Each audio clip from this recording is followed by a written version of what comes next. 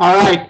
Good morning, everybody. It is officially 9 o'clock here, Central Time, Liquid Controls time. Again, not sure what time it is there locally for you all, but we certainly do appreciate everybody coming in for this first installment of the Liquid Controls Virtual University. For those of you that don't know me, although it seems like as I go down the list, I know most of you. My name is Jeff Hageman. I'm the Technical Service Operations Manager for Liquid Controls.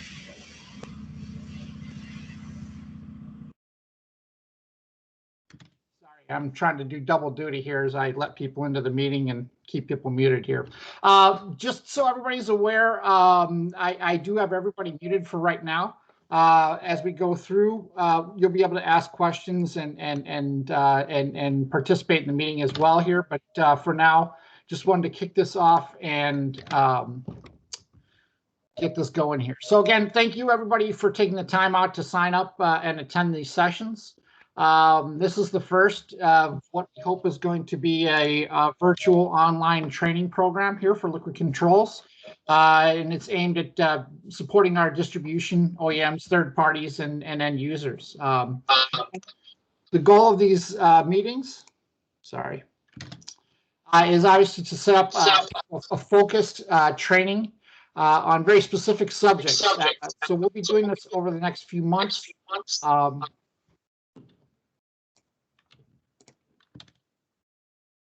I was getting a bad echo there. Again, the goal of these sessions is to set up a focused training on a very specific subjects over the next few months.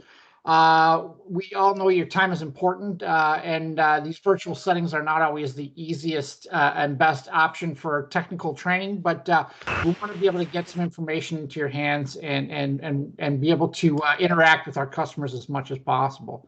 So for these sessions, we're going to be focused over mostly technical and commercial training needs. These are, items that have been raised over the last 12 months during COVID here.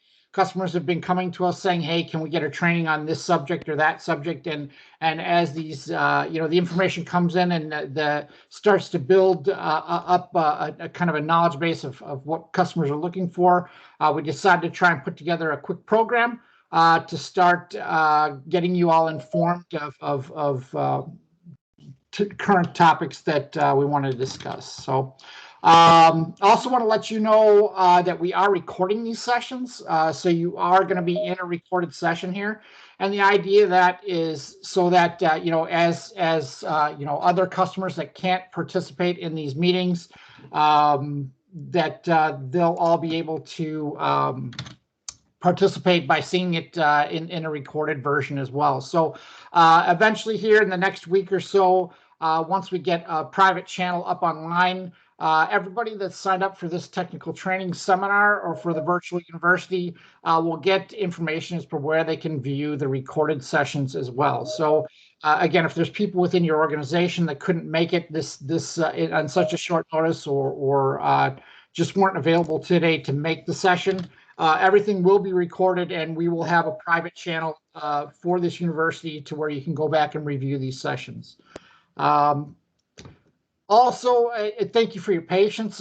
We know that this was kind of a short notice to get this going. It is a work in progress here. We're flow metering experts. We're not virtual meeting experts, so we've been kind of struggling to kind of put this together in quickly and not let it go by the wayside. Like you, I'm sure we're all very busy. And it's easy to let things like this kind of go to the side, but we know how important getting everybody trained and informed is. So we wanted to get this kicked off and without any further delay. So we appreciate everybody for coming in and signing up for the training. Again, by signing up for this training, you're going to get future invitations to other trainings that we'll be providing. As those classes get determined and put into the schedule, you'll be informed of that via the same email link that you were provided previously. And again, we'll be providing that link to the videos once we get those online and into a private library. Later this week, we'll be putting out the schedule for May. Due to some scheduling concerns within the technical team, my team, in May, we may be shifting our focus just in May a little bit more to a commercial focus. So we're looking to the commercial team right now to see who's available, but we will be putting on some classes in May to be determined, but probably likely around meter applications and things like that. So those of you who had suggestions around meter applications, meter sizing, that type of thing, look for that type of class coming in May. Let's see. I think that was about all I wanted to talk about before we kick this off. If you have any questions, if you have any concerns about the format, the subject matter, any recommendations, please feel free to reach out to myself directly. Again, my name is Jeff Hageman. I'm the customer service, technical service manager. I'd be glad to address any concerns you have. So I'm going to stop talking now. I'm going to hand this off to our two trainers today. So you have two of my technical trainers here on this meeting today, Bill Westfall and LCRII. They're here to give us a training here today on the EZCommand application. So I'm going to hand it over to those guys.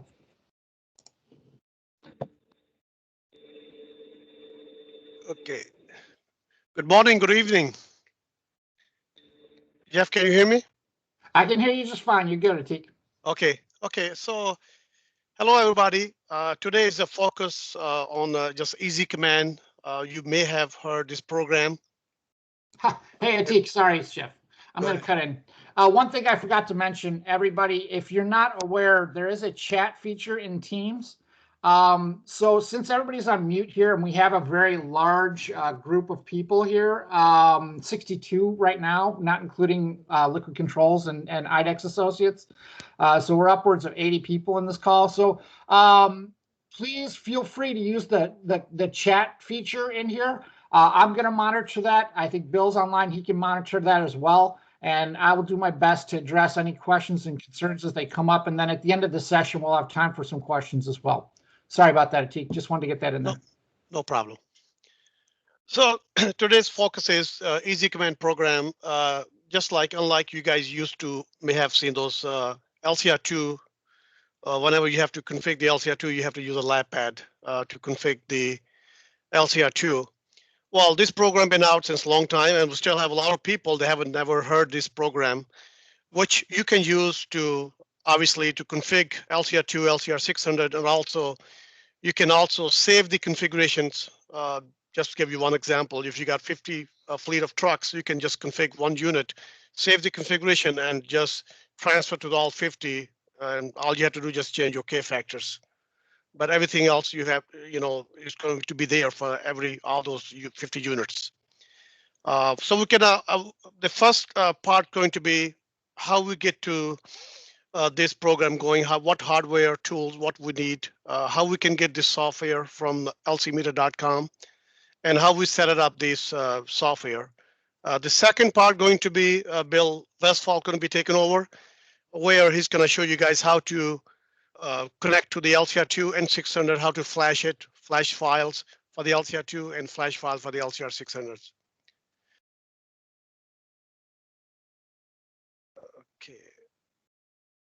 Okay, this is just the EZCommand overview benefit, the one I just mentioned earlier.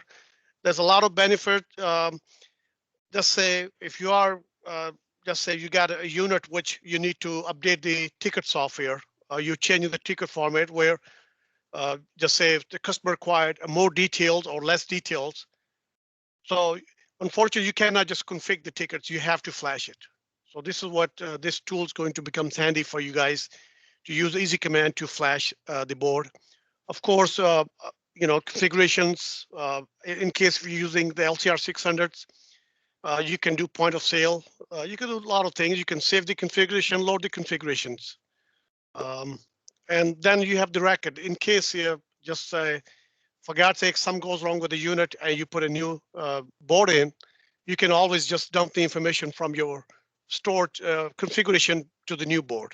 So you don't have to manually enter the information. This is just the contents, which we're going to go step by step. But I want to just get to the hardware, the main hardware. If you look on the right side, this is just a simple USB to serial adapter. This adapter we do not provide. You can get it from anywhere. Amazon got it for $10, $15. You can get it from any electronics place. We use a Trip Lite brand. You can use any brand. Uh, Also, if you take a look, there's a flash cable, part number 81885. This is a liquor control part number. You can purchase through liquor controls, or you can make yourself a cable. I'm going to show you the schematic in the next slide. The software actually is available online. I'll show you guys how to access to the software. Few other things. Sometime you have a lapel adapter in your truck by the printer. You can also use that with the DB9 serial cable. So it's just optional how you want to use it. With this setup, most likely you don't have to do any configuration inside the unit. With the flash cable, you can directly connect the cable directly to the board. I'm going to show you some slides, and also Bill Westphal going to show you guys some slides too. So this is your flash cable. Just to let you know, anything you see over here it is available on our public FTP. So anytime you go to lcmeter.com, you'll be able to pull this PowerPoint in PDF. So this is just a flash cable. Basically, it's a matter of taking a DB9 cable and taking the one end off and putting a terminal block on it. That's all it is. But if you, in case you guys want to purchase a flash cable, you can purchase from LC, or you can make yourself a cable.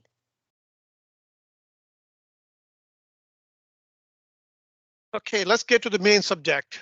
How do we get to the this software? So I'm gonna be there are some slides here, but what I was going to do, I already uninstall EZCommand from a computer. So I'm gonna go to just like a fresh start, just like somebody who never load the EZCommand on their computer. So I'm gonna bring another slide in, which is going to be our website, lcmeter.com.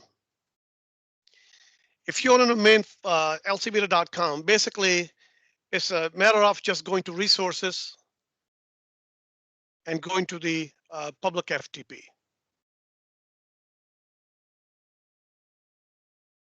Now, I want to talk about a few things here. I'm using Microsoft Edge. You can use Explorer or Chrome. In Chrome, I see some issue prior to access to the FTP. You have to enable the FTP flag in the settings of the Chrome. So I strongly recommend to maybe stay away from Chrome for now. Use a Microsoft Edge, a better tool for this application. So right now, if you go to the FTP, anybody can go even right now if they got an Edge on a second monitor if they have something. So you see there are two folders up there, software and technical documents and forms. Okay, just want to show you a quick tour. If I go to the technical documents, it gives you some more documentation, which is very useful information. Just to give you, this is the EZCommand setup and programming PDF sitting up there. So you can grab it anytime you want to. It's there. Also, additional flash cable, and there's some more information on this page. If I go back up to the software, over here, we have all these different softwares. We have for the LCR2, LCR600, IQ. And if you are using, if you have this old green board, LCR2 81920 board, you can also grab those files from this website here. Just to show you, if I click on LCR2 files for the 840405 and 840406, it gives you all these files. So it's a matter of if it's Windows 10, most likely if you just double click on it, it will download automatically to your download folder.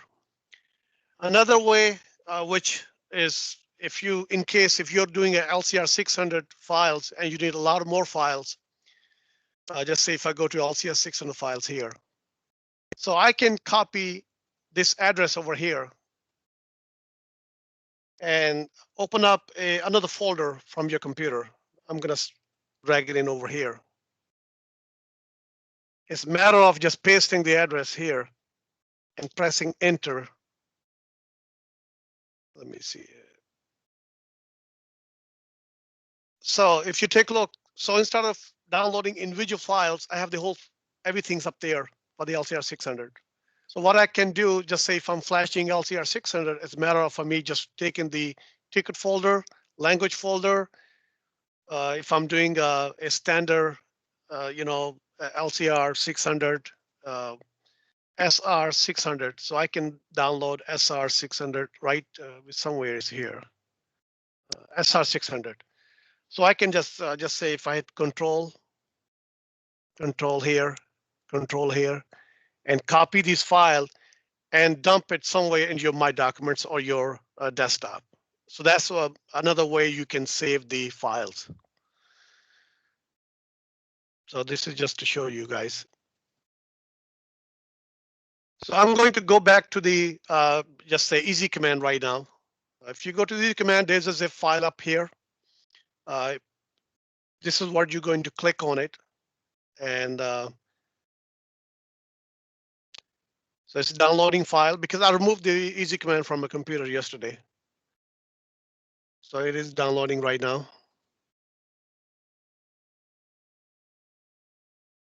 And this is my file right here, SH600CD. So basically, I'm going to just double click on it and run the setup. It's very simple steps.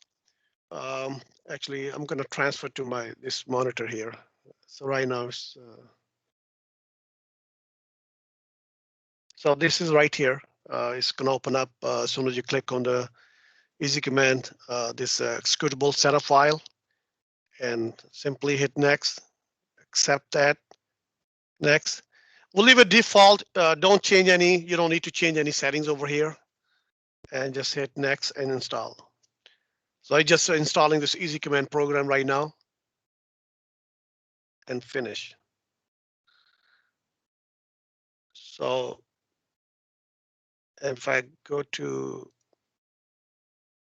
so basically I'm back on my PowerPoint here just to show you guys what we were doing. So this is basically whatever I just did it. Every information is there, how to download the files. This is just a tip for you guys about the files for the LCR2. What sometimes just say if you don't know what exactly you're getting into it, what ticket format I need and all that stuff. You can see that we also have example of the tickets on our FTP site under those files. So this is just the most common stuff here for the LCR2, and this is for the LCR600 files. So this is just give you an idea in case if you're flashing LCR2 or LCR600, or if you got flashing LCR600 for the aviation. So this is what I just gone through it. So if you notice, there's another Microsoft Visual C program we are running it. It's good to run it. I've seen some people, sometimes you don't need to run it. Basically, in my case here, if I go to my this PC and C drive, and I go to program files 86, and there's automatically going to be liquid control folders. And that's where the EZCommand is sitting up there. And at the very bottom, I already have installed this probably 20,000 times, so I can still run it.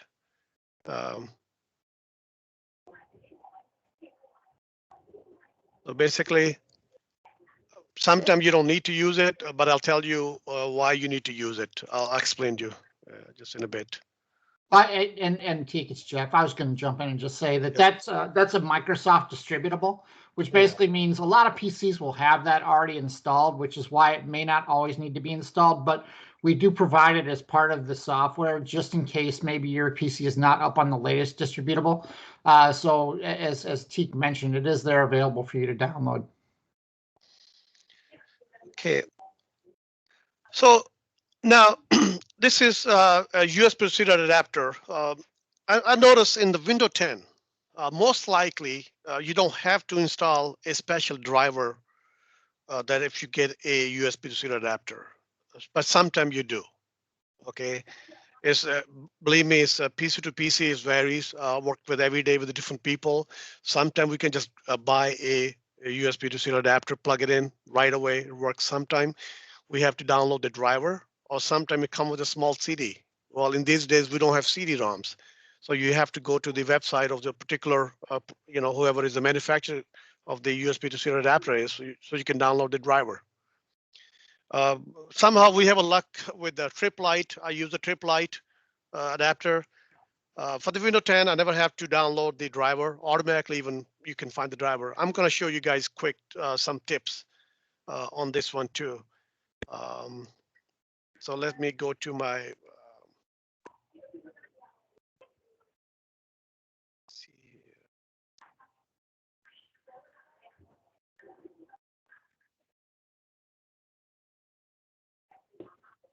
So basically, I'm on my device manager in my PC. So right now I have a USB to serial adapter connected to my computer. Okay. So if I go to the port here, so this is my USB to serial adapter right here. You can see it's a COM5. This is very important because you could have different, just say there's another hardware using COM3.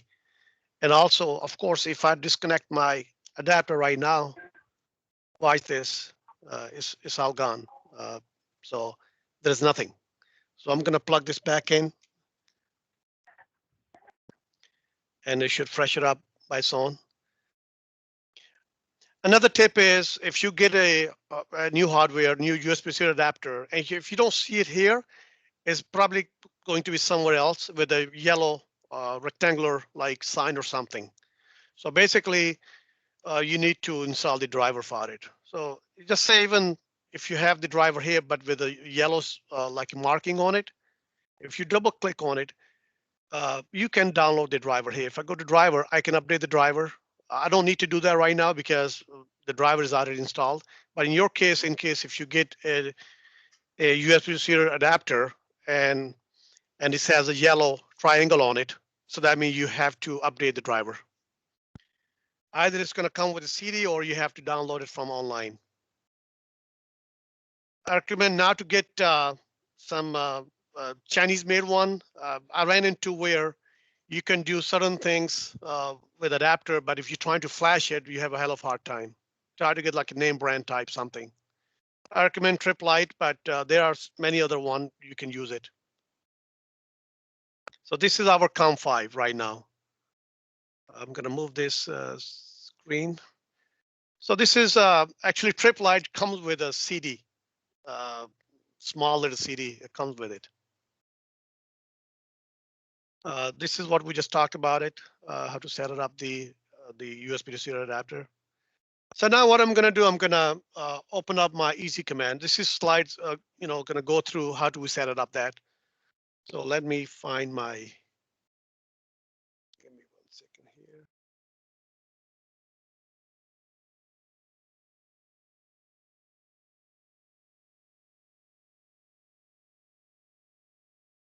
So this is the EZCommand, the one I just installed. Automatically, you will have an icon on your desktop. So you don't have to do any modification, it's there. Now, this is the first time if you're going to open up the EZCommand, this is how it's going to show up.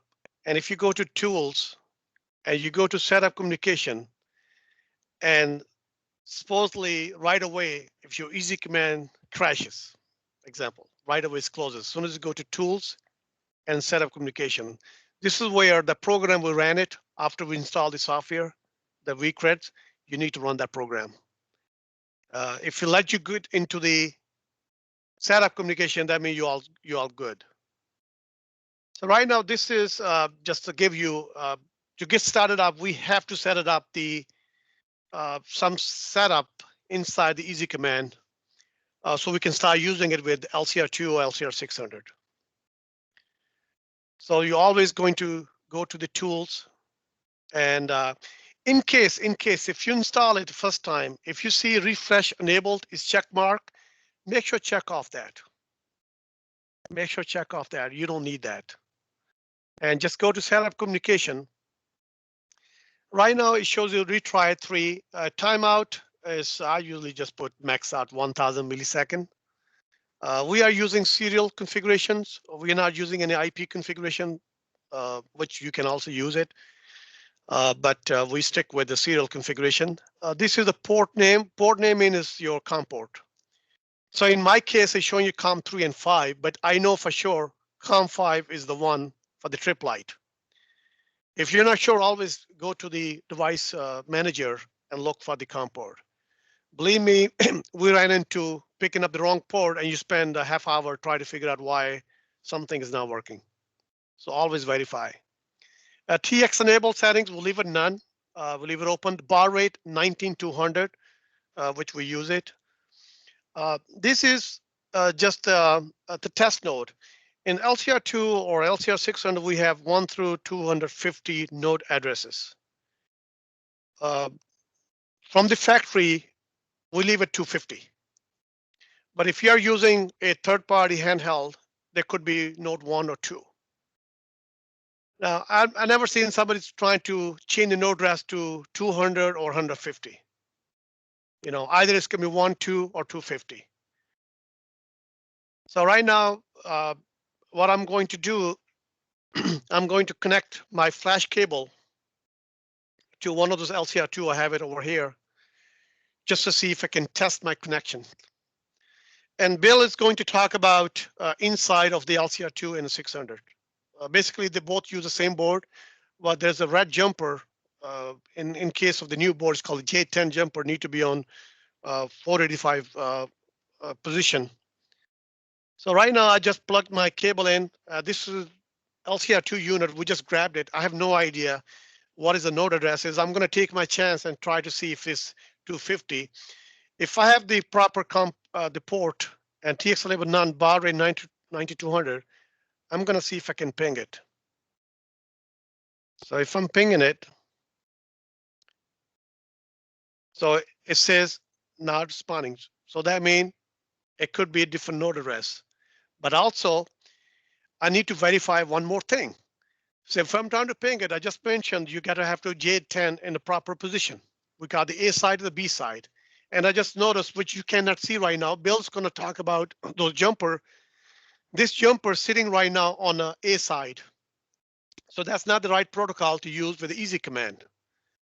So my J10 jumper needs to be on the left side. So I'm going to disconnect the power on my end here, move the jumper to the B side, power up the unit, and I'm going to try to ping it again. This is, you'll be surprised, 50% time, the people call, they say they're having issue with EZCommand. That's the first thing we're going to ask. What position is the jumper?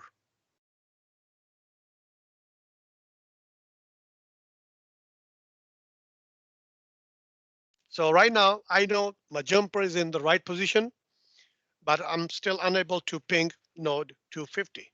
So what I'm going to do, I'm going to try to node 1 or node 2.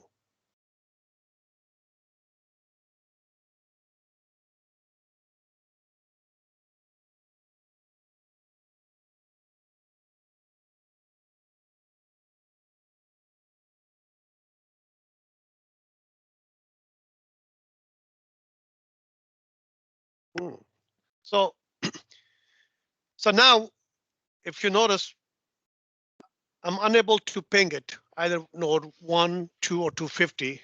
And this is just a random unit. I just grabbed it. So let me take a look here.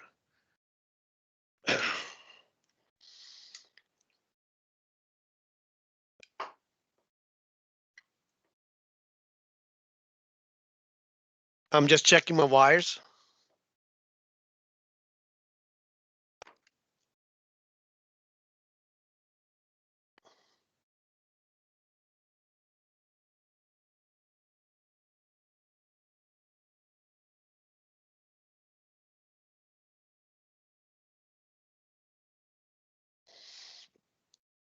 This morning when I grabbed my flash cable, I had broken wire 2 in it. So I need to check look my wire.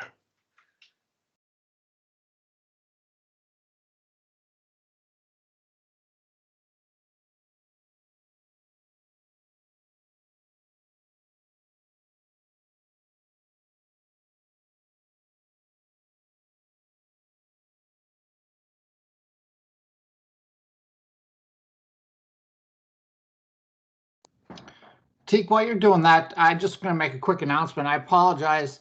Apparently, the chat feature doesn't seem to be enabled for everybody.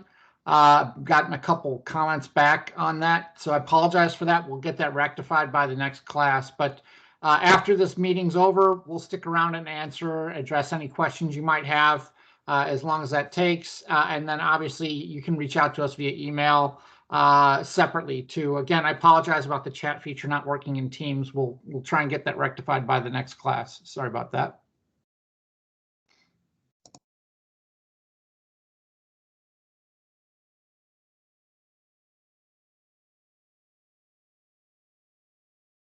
Okay, I just play around with my USB-C adapter. If you notice, I'm pinging 250 right now. If you get this message, that means yes, you can establish a connection. Now I can save it and done it if if everything is there, and if you hit connect, either it's LCR2 or 600, you'll be able to see all the fields up here. And another thing which I learned, that even just say you have a good USB to serial adapter and you're trying node 250, node 1 or node 2, believe me, just disconnect the USB to serial adapter from your computer, re-plugged it in. I have cases which I have to just restart the computer to make it work. I've seen all the cases. So if you know for sure you have a good USB to serial adapter, disconnect it, reconnect it back in, or restart your computer. I ran into, depends which type of USB serial adapter you're using. There's one day, you have no problem. The second day, I've seen like it's something to do with your computer hardware. So, I mean, the software does not have any control over. Also, Bill's going to talk about flashing the files. I want to mention a couple of things here. Let me go this setup here. This is a setup which we just talked about, the setting up the EZCommand. I was mentioning about the J10 jumper, and if you notice, you have the picture on the right side, which is a newer style 840405 or 840406 board. On the top, you have a J3 connector. This is what we use it. If you look on the left side, we have the old style, it's 81920 board. Believe me, they're still out there in the market. If you are just making a connection to the old style board, basically you're going to make connection just like the new style board. And Bill's going to talk about how to even connect, how to flash the old style board. For the old style flashing, we use the flash from the printer side, which is J1 here. We do not use J3, which is the standard which we use for the newer board. In most cases, if you guys call us, we always ask you, do you have a blue board or green board? And you can see that why we ask you, because blue mean is a new style board. The green mean is old style 81920 board. Either it's 81920, I believe it's 81547, right, Jeff? 81547, still out there. 547 was the previous version to Previous that. version, yeah. And then the 81, I can't remember the earlier one than that. But yeah. I believe if it's 902. Thank you. 902, yeah. If it's 81547-1, that works just like LCR, like 81920 board. So this is just to show you a quick layout, the connections. I mentioned the LAPAD adapter. Depends if you have the LAPAD adapter sitting inside the truck. You can use that with the DB9 cable to make a connection. It's up to you. This is just you can see the example.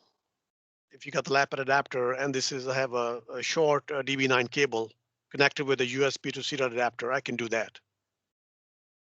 Or you can take a cable, directly plug into the board. So if you notice, I got a blue board and I'm connecting to the J3. This is my flash cable connected on it. And if you look on the picture on the left side, my flash cable is connected to the USB to serial adapter. So that's how you're going to make your connection Actually, right behind this connector here, which one is hanging up here, this is where the jumper is, J10 for the blue. This is what we just did live. You know, you want to test your connection. Again, in case you know for sure that you have a Node 250, but it's not pinging it, try to disconnect the USB to serial adapter or restart your computer. Next, actually, I'm going to let I'm going to talk about one more thing, and I'm going to let Bill take over this. If you are doing the first time install, the EZCommand, sometime I notice people call us, they said, oh, we are connected, but we are unable to see the apply to LCR at the very bottom. I've seen it many times. And this got changed in Windows 10. So you have to do a little setup. I'm going to show you. Basically, you can right click on the properties of your EZCommand icon on your desktop. And you're going to the shortcut, and right here is run under normal window. In case if you don't see the apply to LCR at the bottom, change this to maximize. Change this to maximize, hit apply. And one thing also notice depends your security level in your computer. You may have to go to compatibility and run this program as admin. In case if you see a difficulty connecting or something, just try to see if you can set this as a admin under the compatibility. It's not necessary that every computer need to be run as an admin. You'll be surprised you have a computer which you don't have to do anything. Everything's going to be normal, but you have another computer. You have to set this to as a run as an admin, also run as a maximized window. All this information is in PDF available online. You don't need to memorize everything right now. So after the class, you can go to the public FTP and just grab the PDF file. So if you have any question, just type it in, and I'm going to have Bill Westphal take over this. And anything I talked about it, everything is in your EZCommand here in the PDF. So.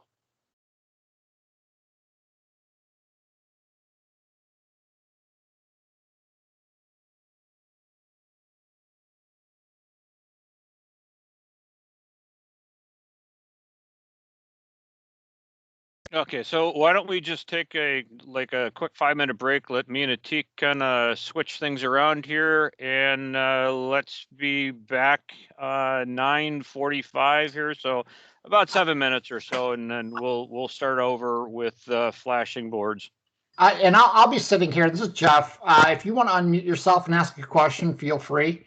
You should be able to unmute yourself, and I'll be sitting here. I'll be glad to answer any questions for the next 5 or so minutes.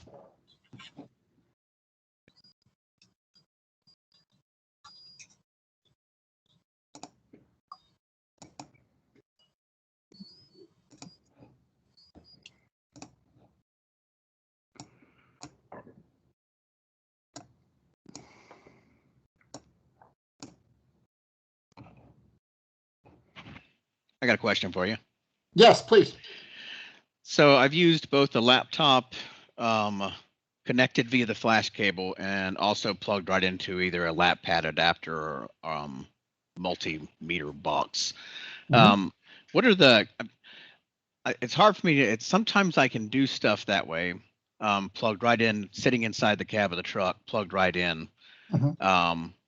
Other times I have to actually use the flash cable, go back to the back of the truck, open the thing up and plug it in. What are the differences there? Like, what can you do plugged into lap pad versus using a flash cable? What can't you do? In theory, there should be no real difference because you're just talking about a hardwired connection between the two. I think the confusion sometimes comes in as, depending on who wired the truck and how they wired it, it may depend on whether all the wires are in the right places on the J3 connection. You'll find in some cases people move some of those wires around, or maybe they have a third-party device connected in as well that could interfere. So I personally, when I travel, I always have a flash cable with me just because it's the quickest, fastest, easiest way to handle that. But that's just kind of my personal thing. But really, assuming that everything is wired in the standard configuration, and the J3 connector is connected, to the normal 46 through 51 connections, there shouldn't really be any difference between using a standard cable and just plugging into the board and going through the lap pad adapter again, because it's the same 5 wires that you're utilizing, basically ground, receive, transmit, and clear to send. I mean, it's really no difference between the two. So, if you are running into problems and you're in the field, obviously you can reach out to us and we can see if we can help figure out why. But usually, again, if you're using the lap pad adapter, the problem usually comes in when, you have some sort of third party device that's also maybe wired in there or is sharing those wires or sharing that J3 terminal. Therefore, when you go in and directly plug in with your flash cable, you're unplugging what they have and plugging in yours, and that may have an effect there. So not sure. Hopefully that addresses your question, John. Okay, thanks.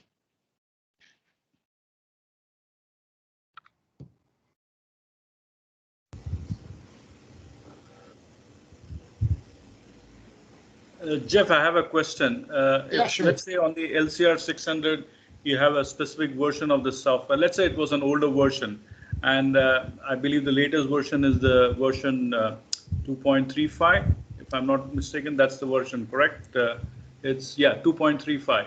And let's say if I was to flash it, do I need to kind of, when I do that, do I need to save it and then do a clear all, or do I need to kind of remove the old one and then flash it with the old with the new version just to make sure there is no conflict?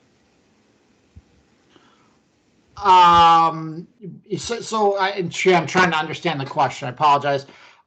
So you're asking, before you actually do the software upgrade, should you do anything to prepare the old stuff?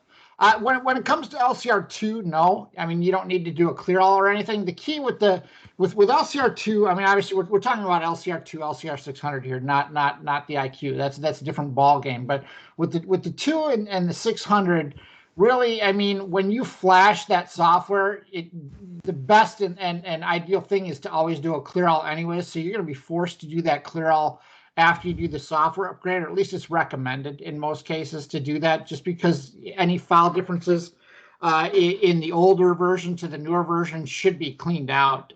So doing it preemptively before you do the flash really isn't going to do anything, because you're still going to have to do it after you do the flash as well. Did that address your question, Sri? Yeah. Thanks. All right, sure. Guys, when you're ready and back online, let me know.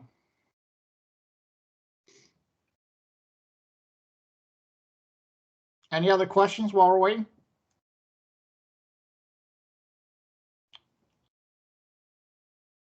Just a reminder, again, if for some reason you're not able to chat or get on or unmute or whatever, feel free to reach out to me after the class. If you don't, my email should have been, I think, on the invite. If not, it's in the meeting. You can find it there. Please feel free to reach out to me or anyone on the team. Atik, Bill, Tom, Juan, we're all here to answer your questions.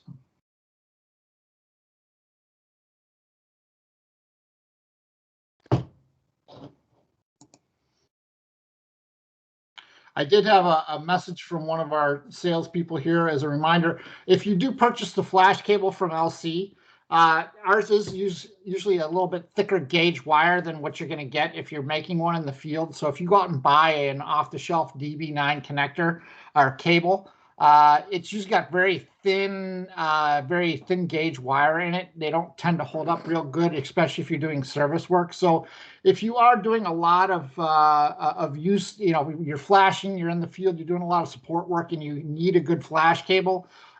When you buy ours, it is a heavier gauge wire. It's basically our old standard serial cable material. So if you're having problems with the ones you're buying off the shelf, they're not lasting as long.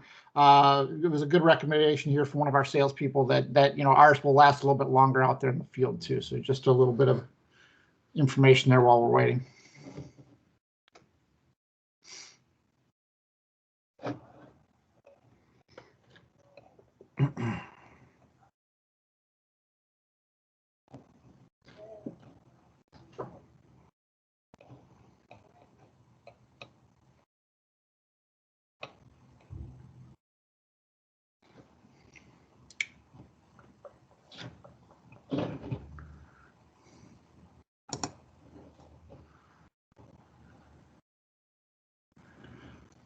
So I had another question here over email. Someone was asking about EZCommand, and is it only available for LCR2 and LCR600? Basically, the question was, does the new LCRIQ need an EZCommand? So that's a great question. The short answer is yeah, you can actually use EZCommand to talk to the IQ, but it's not really designed to work with the IQ. EZCommand was really designed around and as being a tool for the LCR2, and then developed also as a tool for the LCR600, mainly because if you didn't have a lap pad or you didn't have a computer or a way to access the LCR2 or LCR600, EZCommand was that tool. It also gave us a mechanism for upgrading and flashing the software, as opposed to the IQ, where it's got the keyboard built into it. You can flash the software through the USB stick. It's very easy to configure right through the front, so you don't need another application to do that. So to answer that question, will EZCommand work with IQ? Yes, you can access and set fields and check node addresses. You could use EZCommand as a tool to make sure your COM ports are working, but really it's not a necessary tool for IQ. It is mainly just around the setup and functionality of the LCR2 and the LCR600. So thanks for that question. That's actually a really good question.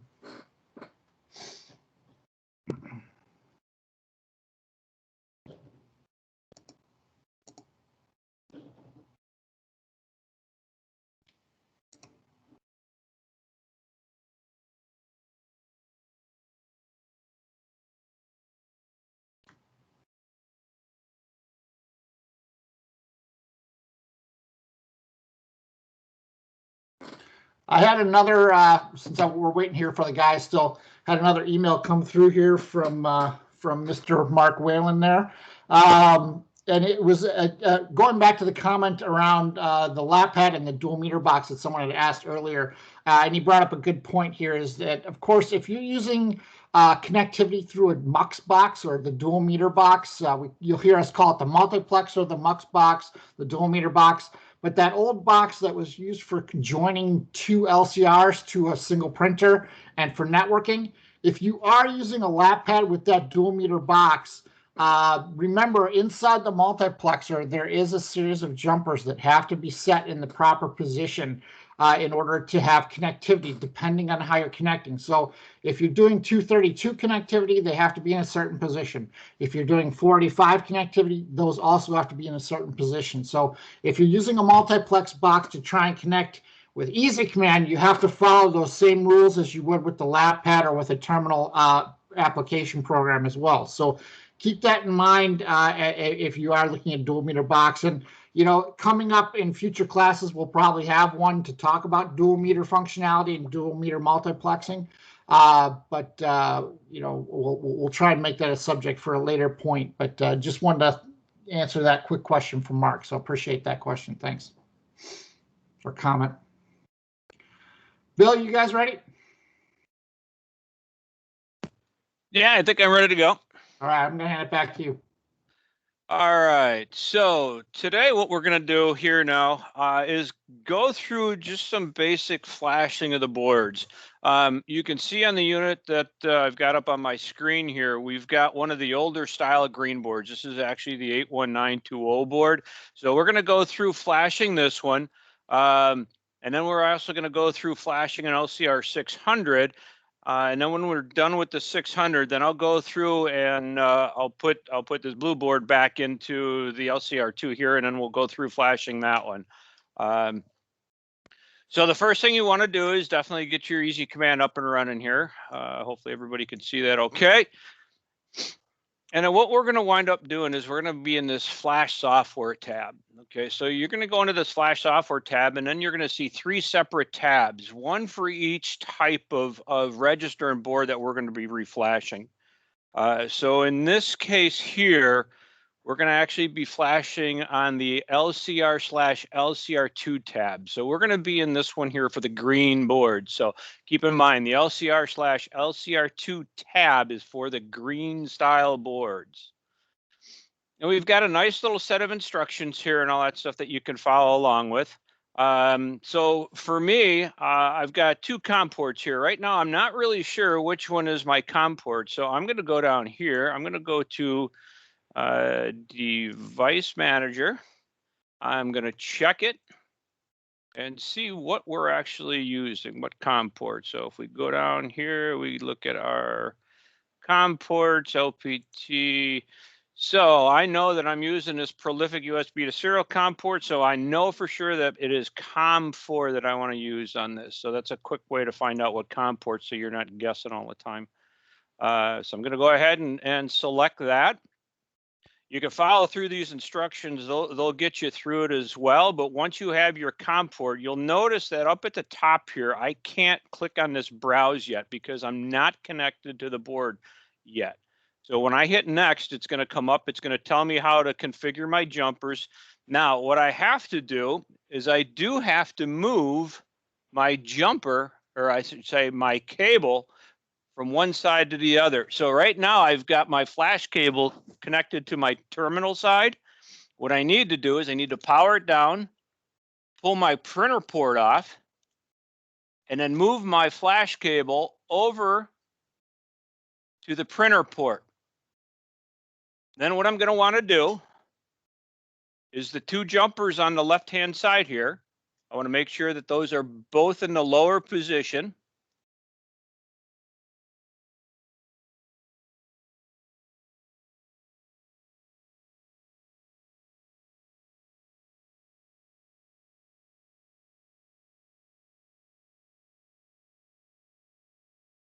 Okay, so now they're both in the lower position. So that would be your standard operating. Okay, so that's where you would typically see them when you're running the register. Okay, so now because we're going to flash it, we want to take the top jumper, move it up. Or sorry, the bottom jumper, move it up. This is for your flash and run. And we're top jumper, we're going to move that up to the 485. There's really 2 banks in this. Okay, there's 2 separate software files that we're going to load into it. The first one being the 485, the second one being the 232. So with both jumpers in the upper position, we're ready to load the 485 file first.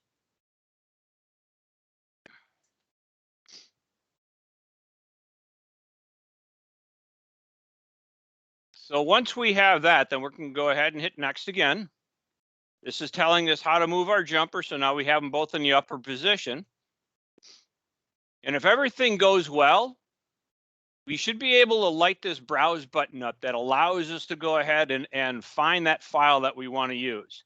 So because we have that top jumper in the 485 position, our 485 is going to be the first file that we're going to use. So we're going to be in the LCR2. So we're on the green board, the 81920.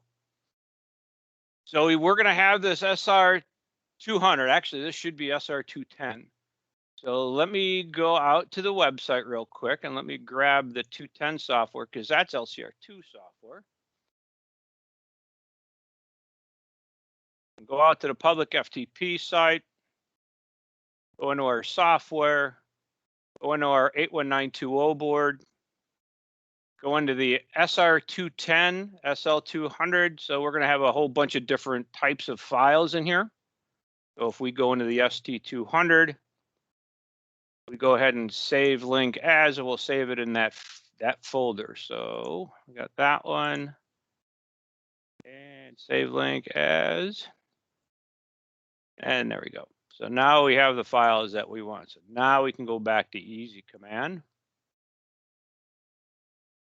back to our folder that we saved them in. And we're going to load the 485 first. We're going to select that. We're going to go ahead and open it. And then if we hit next and everything is working right, We should see our erasing preparing to load. Now you're always going to get these hex numbers over here flashing. That is normal. That's the way that it should be working. It's going to count all the way up to FFFF. So this doesn't take too awful long. Just one note too on these older style boards. We talked a little bit about the 81547. There's 81547-1 and there's 81547-1 or -2.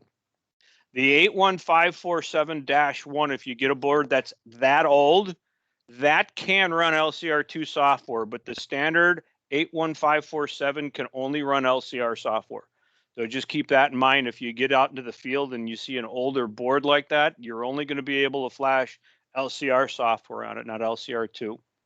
Okay, so now that that part's done, we're going to go ahead and open our register up. We're going to go ahead and pull our power off.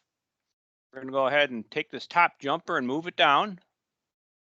Okay, so it's in the down position now. So we've got our top jumper in the lower position here now. With the 232 bank, we'll go ahead and we'll power the register up.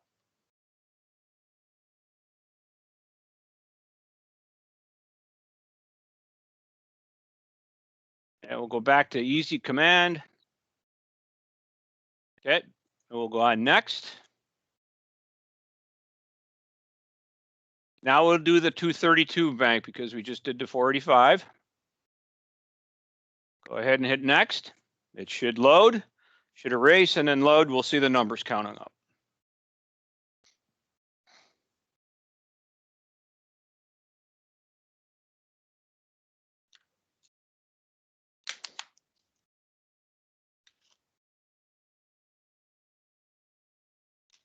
These boards should only take a few minutes to flash. They don't take very long to do.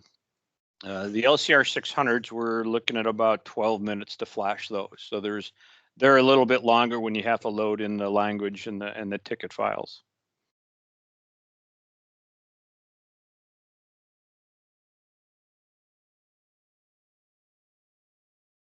Okay, so that looked good. Everything went well with that one. So we'll go ahead and we'll go back to our register. We'll pull our power. Go ahead and we'll move our bottom jumper down now. And because I'm going to be using EZCommand, I'm moving our top jumper into the upper position for 485 communications. I'm going to go ahead and move our terminal back. Plug in my printer again. So now we're in 485. We got our terminal or our flash cable back onto the terminal side. Go ahead and we'll power it up. And look at that. We got some numbers up on the screen, which is always a good sign. So now if we go back to registration and we can go to connect, we should have a connection here. So we've got everything done. Now, the one thing that you should always do anytime you're flashing a board, no matter what it is, no matter if it's an old LCR, an LCR2, an LCR600, we should always be saving the configuration files and then doing a clear all on it if at all possible. So if you can get to connecting to it, the board's still live. If you're just changing a ticket style or something like that, where you can actually save the configuration, I would definitely do that. So that way you can load it back in after doing a clear all. The reason that you want to do a clear all after loading software is something called memory mapping. We may change memory mapping in the software. What happens then is you're going to get some of these error messages on there. So you see, like on this auxiliary toggle flow right here, you are seeing some errors. Now, the reason we're seeing these is because the LCR2 doesn't have the ability to use the auxiliary toggle flow rate. So that's why you're seeing the error message. But if you look through some of these other fields, you may see more error messages because see, like this is all because of this memory mapping change. So basically what happens is the register is looking at a specific field, but that field doesn't contain the right information that EZCommand is looking for. So there's nothing there. So you're going to get errors. So what we would want to do at this point is we would go ahead and do a clear up. So the first thing we want to go to General Setup, set our date for 01/01/00, and to make sure that we apply that to LCR. And we want to go over to security. Now, the one thing about security is you don't want to change your date and time here. You always want to do your date and general setup here, okay? Because this is where it's going to change in security. It's more of a read-only type of thing. Okay, so now this is a pretty common one. When we see after flashing, when we see the calibration number just has a 0, and for those of you that have done ClearLs before, you know you add the 65792, which is based off your data 01/01/00, and we add the calibration number to that. But a lot of people get confused when they don't see a calibration number. In this situation, you just use 0. You don't add anything to it. So in this case, we're going to use the 65792 number. Now we're going to go ahead and apply that to the LCR. That unlocks our LCR reset field. So now we can get in there. Now we can do a clear all. Now, when we do this, we're definitely going to lose communication with it. And one of the things that we're going to see on this register, well, not on this one, but if we look at, see how it's reset it back to 0, so we know our clear all went through, it's going to definitely lose communication because of the fact that it went through a clear all, so we're going to have to reconnect. So at this point, we can go ahead and connect on node 250 again. And now if we look at everything, we're still going to get these auxiliary flow or auxiliary 1 toggle flow rates because we're dealing with an LCR 2 here.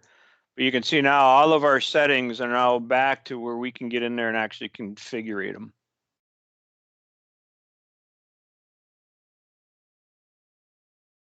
Okay, so that's the LCR 2.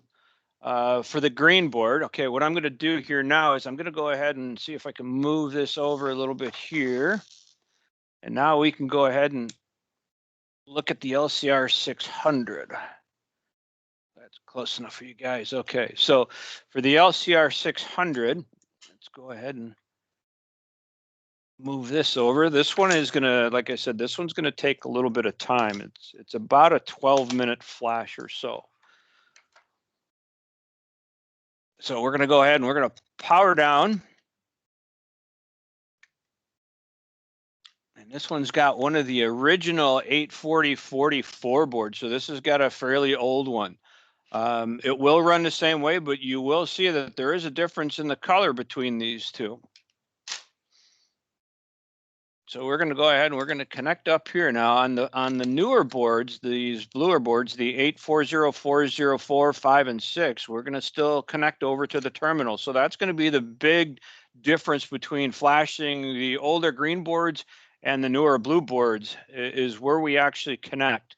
The other thing that you're going to notice is there's only one jumper on here between the A and the B. Now for LCR 600s, they always need to operate in the B position. So that jumper is going to stay there. We're not going to move that at all. Okay.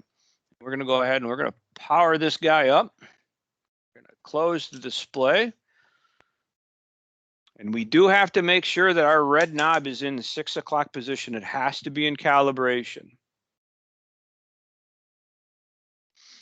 So now you can see that we're actually in a calibration menu. Or configuration menu, so we are ready to go ahead and start flashing this one here. So if we pull over our EZCommand here, I'm going to go to our flash software. We're going to click on the LCR600 tab. Now, one of the things that I've learned going through this is the way that I do it is I will actually go in there and do a format and a clear all on this. Now, this is a little bit more involved, but I wanted to show everybody how I can get in there and do this. So in the calibration position, what I do is I go up to the file system. Now, this is typically if you're just reflashing the board. If you're in an LCR2 and you're turning it into a 600, you'll see the screen that I'll show you here in a second automatically. But if I go in here, and what I want to do is I'm just going to, yeah. Hey, Bill, Yeah. If you can refocus your camera because there's a reflection from the window. It's coming. It's hard to see it. Let me come over and take a look. Is that better? Yeah. Yeah, that's better. Better? Yes, that's better. Okay. Thank you. Okay. So what I do is I go up there and I pick a small file. I just go ahead and hit the enter key, and that actually tags the file. And then what I'll do is I'll just hit the number 2 for the D for delete, and then go down and just delete it. This will only take a couple of seconds to delete that file, but now, once I cycle power,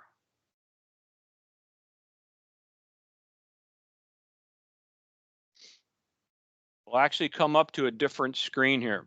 This is the screen that we want to get to, because here is where we can do a format and a clear all on the device, so that way we can erase all the files that are out there and reload them all fresh. The reason I do this is because there are times where we get some conflicting files in there, especially the ticket file, the RTKT file. So I like to get them all off of there. And by going into this perform clear all, you can do a clear all on the drive.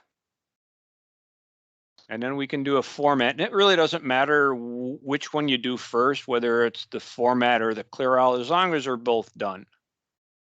Now, after the format, you'll notice that there's going to be a lot bigger list of files here. So you can see these are all the files now that I'm going to need to load onto it. So let's go back to EZCommand. And what you want to start with is the firmware. So we know our port is 4. We're going to go ahead and just check just this firmware box. Okay. We want to make sure that this enable safe writes is checked. And then we're just doing standard files. So just show standard files. We're not doing Flight Connect at this point. And then what we want to do is we want to browse to our LCR600 .s19. And I save that in my downloads and software. Oops. Did I not save it? Let's see. Let's go back out to the website real quick. Let's grab public FTP.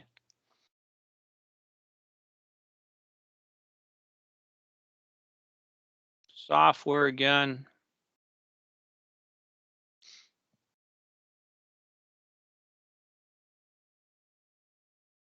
And here we're going to go 600 files.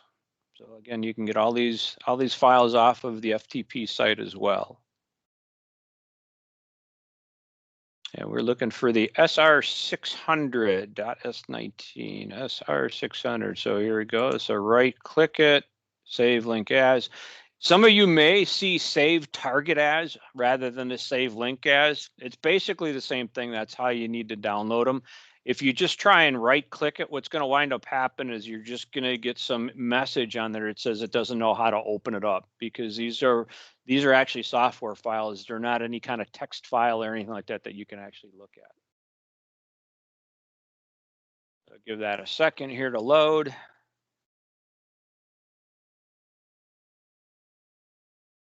Okay, so we've downloaded that. So let's go back over to our EZCommand. And if I click on this, now I should see my SR in my downloads. Okay, so now I've got the LCR600.s19, so I want to go ahead and put that in there. Once I get that in there, then I want to go ahead and hit connect. And if everything is correct, then we should have a connection here. So if you're getting this message up here that says successfully opened and it's having difficulties connecting, what I would do at this point is I would come over to my register. I would open it up, just cycle power on it. Just pull the power off, plug it back in. Now let's see if that works.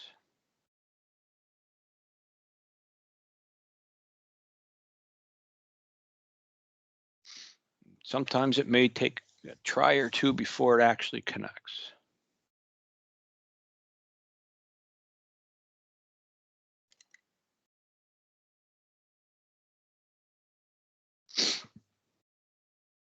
There we go. Sometimes sometimes it'll take a few tries, sometimes it'll happen right away. Sometimes it'll take a dozen times before it connects. Sometimes it depends on how the computer and the IQ or the LCR600 are working together in EZCommand. So, but if you know everything is in good working condition, give it a couple of tries with powering it down and powering it back up, and that usually will eventually we'll get it to connection established. So once we get that, then we want to go ahead and hit program. You want to make sure that none of these boxes are checked because we want to do just the firmware first. So we don't want to load any of the language or ticket files at this point. We just want the firmware. The one thing too with the LCR600 is you definitely want to have a display and keypad hooked up to it. Because you are going to have to do some of the things on the front, just like I was showing you here before, where I actually went in there to the file server, deleted one of the LNG files, and did the clear all and the format there. So you definitely have to have a door. If you're doing it on your desk or something like that, you definitely want to have a door hooked up to it so you can do this. Also, the same thing with an LCR2. You definitely need to have the select and increase and a switch hooked up to it in order to flash it thoroughly. And we'll go through the LCR2 with the blue board a little bit more as far as what happens with the software on that. So now you can see, now I've got my display back. It's giving me a list of all the files.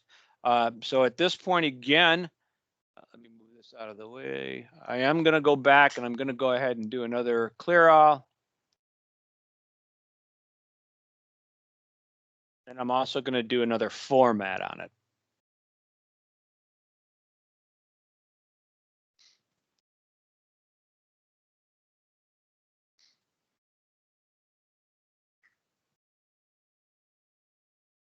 Okay, so once that's done, I want to go ahead and cycle power. And cycle power on this is important because it resets everything. If you go ahead and you load the firmware in there, you do the clear all, and you do the format, and then you try and connect right away, you'll get error messages on EZCommand that it won't connect. So you have to make sure that you flash the firmware, then you want to perform your clear all, then you want to go ahead and do your format, then cycle the power, and then come back to EZCommand. And at this point, we want to go ahead and just click on the select all. So we'll get all the language files. And then we want to uncheck the firmware box because we don't want to reload that again. And if you hit the browse should take you, once you find this first LNG file and open it, it should populate all your other files for you. But because I have new files in here already, I'm going to have to do them one by one. But when you first get EZCommand up and running, when you do this, it should load all these files by themselves for you automatically. So I'm going to go ahead and load these up.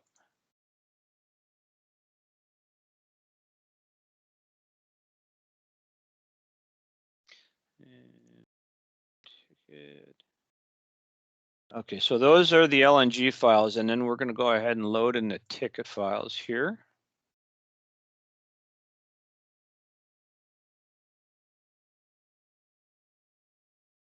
And just a little note here. So once we get all of these set, so we've got all of our LNG files and all of the ticket files. Now, if you look at the front of the register, it's got a listing of all the different files that we'll need here. And if you notice, that list corresponds to the list that's in EZCommand. So the 600 is actually telling you what files you need to load on there, and the LCR and an EZCommand will actually have them in here too, so that way you've got a full list. So once you're done with that, you don't have to try and reconnect. You notice that the connect button is gone once I uncheck this firmware box. So all you have to do at this point is go ahead and hit program, and now it's going to connect, and now it's writing. So if you look at these files as we're going through them, they're going to start to drop off of this list, meaning that we're actually loading in these files.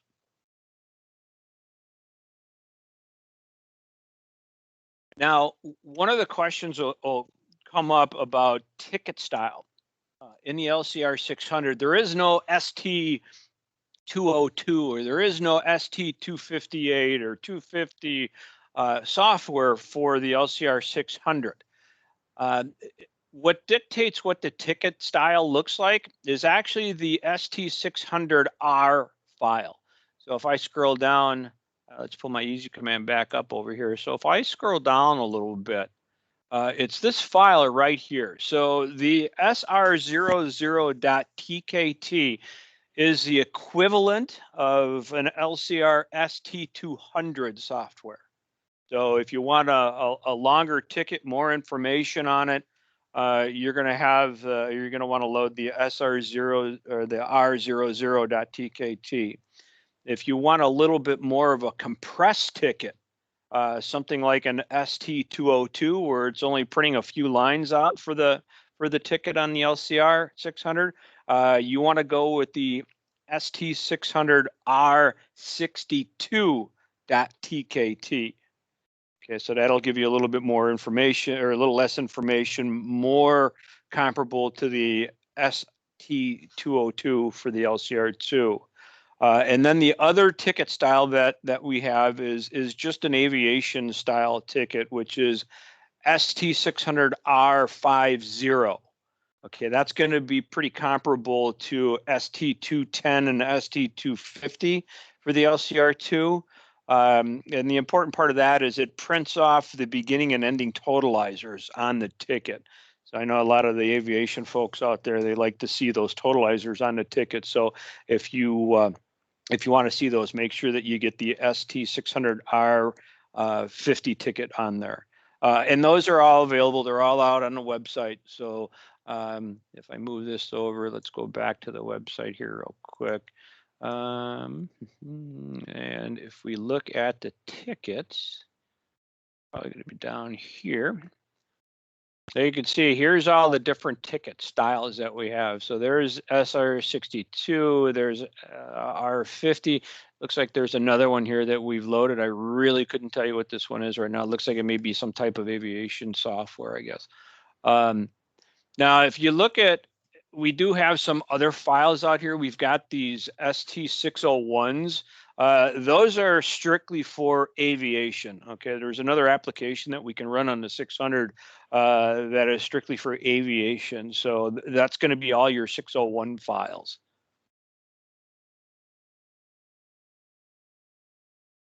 So you can see as the EZCommand is chugging through this and we're loading these files, we're down to the C026 LNG file, which is the biggest one, the largest file out there. So you can see that we're actually starting to load these up. And again, it takes about 12 minutes to go through all these files. So I'm trying to talk as much as I can here during these 12 minutes to keep us all entertained. So let's see. Hey, Bill, it's Jeff. I was going to ask you a quick question because you did something that I'm not used to. And so you did the clear all in the format twice. Is that required? Well, I did. The reason I did the format and a clear all on this one is just so that way I could get the listing of files to have, so everybody can actually see where I'd like to start from. Gotcha. Now, you don't necessarily have to do it to see that list of files. Again, the reason that I did deleted that files and then did the format is to get everything off of the LCR600 before I loaded it.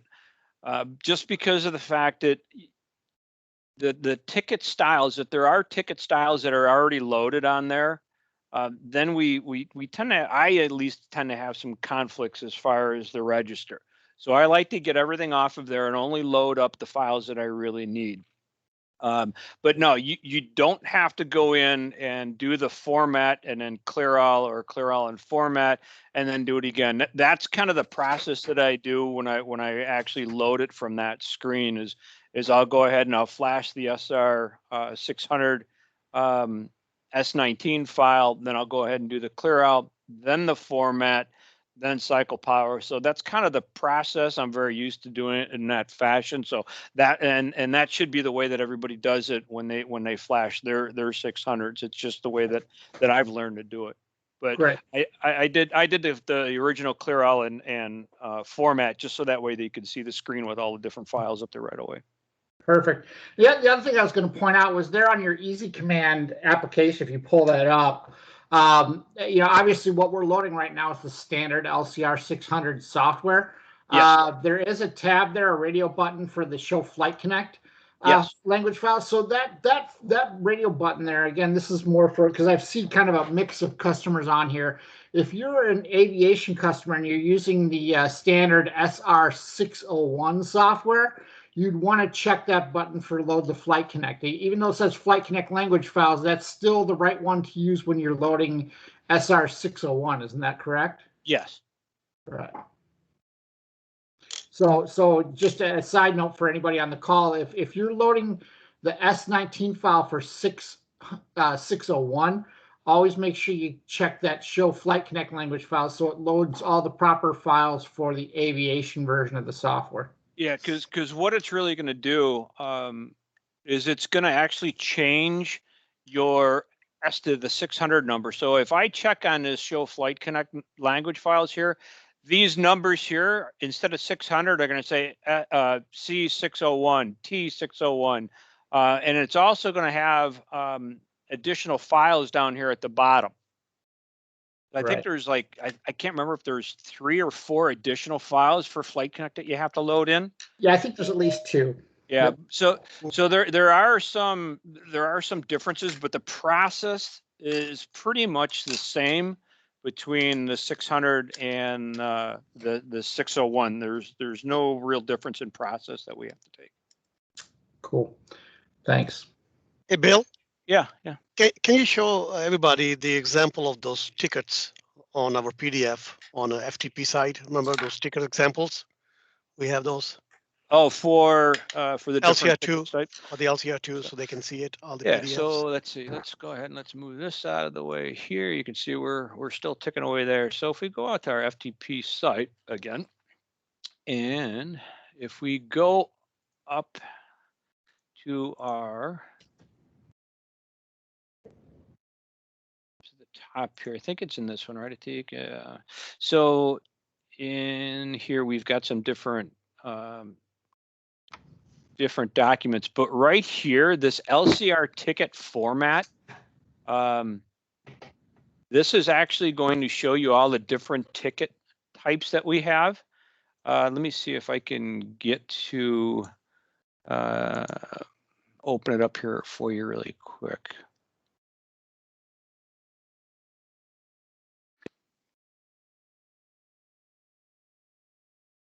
So let's see, LCR. There they are, ticket format. So if you download that PDF, this is what you're going to get.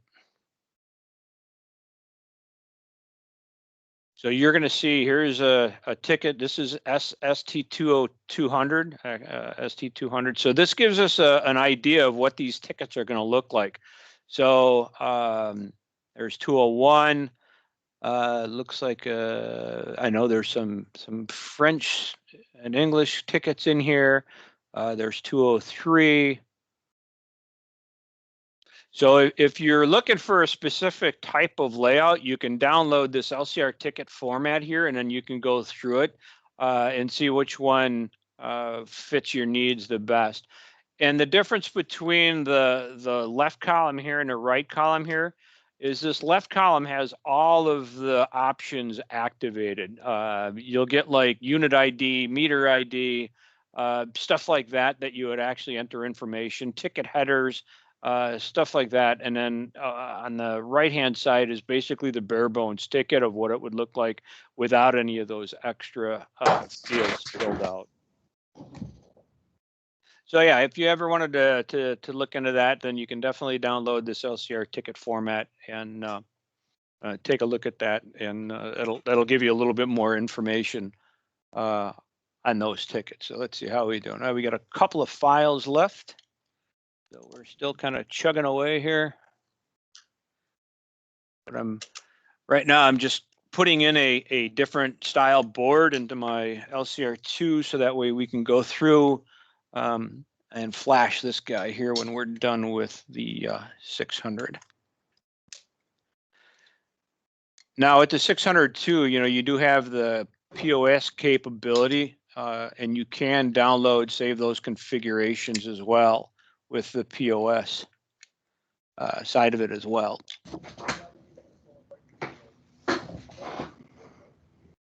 Another thing I want to just add one thing. Just say if you are going to change just the ticket format in LCR600 from like a long ticket to short ticket, like R00 to R62, you can just flash one file. The instructions are in the EZCommand, the PDF on FTP. All you have to do is just flash one file, and that's it. You don't need to flash everything, just one file. Yeah, so if you wanted to flash just the ticket style, so let's say I wanted to change this to an SR to the STR02 TKT or the 62, I can just flash this one file. So I would just make sure that all these boxes are unchecked and just this one, and I can load in just that ticket style. Now, one of the things that I would do is I would go in there and delete any other ticket style that was in there, just to make sure that I don't have any kind of a conflict in there between those two ticket styles. But you do get the pop-up message that there's another ticket still exists. You want to overwrite it, right? I don't think it overwrites it. It's overwritten. We can actually do it right now. Yeah, we'll do that after that. I thought it's overwritten because you do get a message that if you want to overwrite it.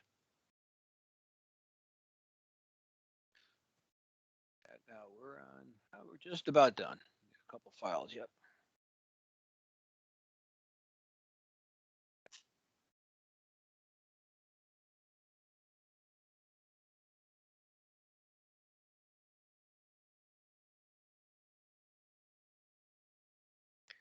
It's good practice. Yeah, go ahead. Go ahead, Bill. Yeah, I was just gonna say once we're done flashing this, and then we move over to the LCR2 with the blue board, we'll go through some saving configurations and stuff like that too, so that way you guys can see how we save the configurations and clear alls and stuff like that too. I was going to say it's a good practice to power cycle after flashing has been done. Yes. Yeah, I mean, power cycle and a clear all after flashing should always be done. Again, if you don't do that clear all after flashing, a lot of times you'll get memory mapping errors and you'll have some issues. If you're on a lap pad, you can also see dashes in some of your fields. That's an indication that we've got some issues with memory mapping. So at that point, you definitely want to do a clear all. But it looks like we are done with the 600. And meter calibration error, meaning that we don't have a K factor, a pulses per unit in there, which is normal. So now it's all back to its regular menus and all that kind of stuff. So at that point, the LCR600 is done. So let's look real quick at the configuration. So I'm going to go ahead. I'm going to go in there. I'm going to connect to this guy. This is my LCR600. So I'm just going to connect to it. And let's see. Let's go into general setup. Let's go ahead and change the date. Let's see, what time is it? So we'll go ahead and change that. And temperature error, you may have a temperature error because there's no temperature probe in this one, but you can see everything is all back to default. So we'll go back to gallons, even though we don't have a temperature. We'll go ahead and apply that. Again, we're going to see some errors because we don't have a temperature probe in there. And here's our K factor, so we'll just put in 200 there. We'll apply that.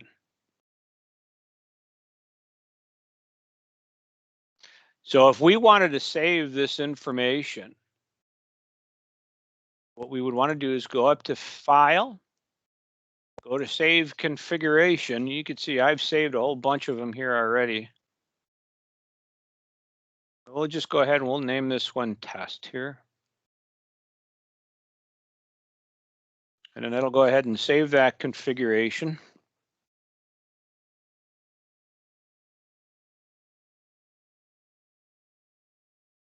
Okay, so that actually saved that configuration. So what we can do, we can go in and we can do another clear all. Go ahead and set our date. Go to security. So now we've got a calibration number in there of 2. So 65794. Go ahead and apply that. Do a clear all. We should lose connection again on it.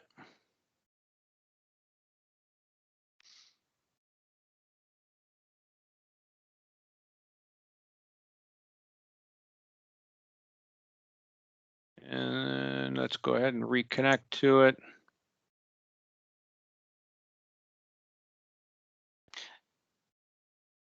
And if we look at our calibration setup, our K factor is gone. System setup, it should be back to liters, Celsius.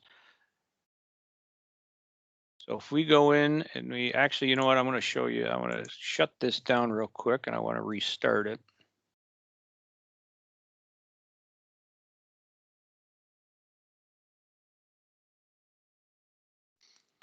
Because I kind of wanted to show you the bottom of EZCommand here. See how it says no LCR connected at the very bottom here? Hopefully you can see my cursor, and then no configuration file. So that's telling me I don't have a configuration file loaded in the EZCommand. So if I want to put a new file, or I want to put that old configuration file back in there after I've done my clear all, I want to go to where it says open configuration, and it'll go right to where it's stored. So here's where I stored that test XML file for the 600 that I'm working with. And if you know how to read XML files and edit them, you can actually edit this in its own little program if you want. It's definitely easier to do it on EZCommand. But once you open it at the bottom here, now you'll see where it says my test XML is actually opened. But what it's telling me is it's open in EZCommand. So I've got all the information from EZCommand. I've got my K factor. I've got my gallons and all that kind of stuff, degrees Fahrenheit and all that stuff set up. But because there's no LCR connected and I haven't actually pushed it out to the register, if I look at my 600, if I look here, there is no pulses per unit. So even though I see it on EZCommand, I haven't loaded it into the LCR600 yet. So what we're going to have to do is make sure that you're connected. And then what we want to do is we want to go up to this file and then we want to go update LCR all. And then it's actually going to download that configuration file into the 600 now. So loading the configuration files is really a two-step process. The first one is you got to read it into the EZCommand, and then after that is when you actually want to write it to the device itself, to the LCR register itself. So now everything there has been loaded. So now you can see here, now we've got our pulses per unit. So we've taken that configuration file, loaded it into the EZCommand, and then we have to write it to the register itself. So again, it's a two-step process. Okay, so we've got that. Let's go ahead and let's move on to the LCR2. Hey, Bill? Yeah. You want to do one files, the ticket for the 600 while you have. Oh, yeah. Okay. Yeah, we can do that real quick. Yep. Okay, so if we go back to Flash software, we go back to the 600 tab. And then what we're going to do is we're just going to change just the ticket style. So I'm going to go ahead and find a different ticket style.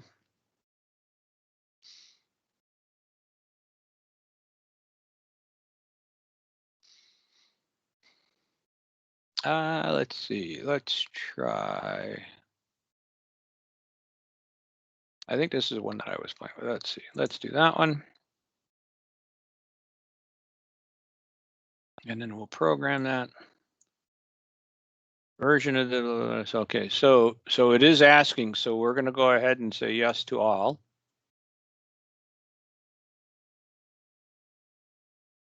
So it is out there deleting it.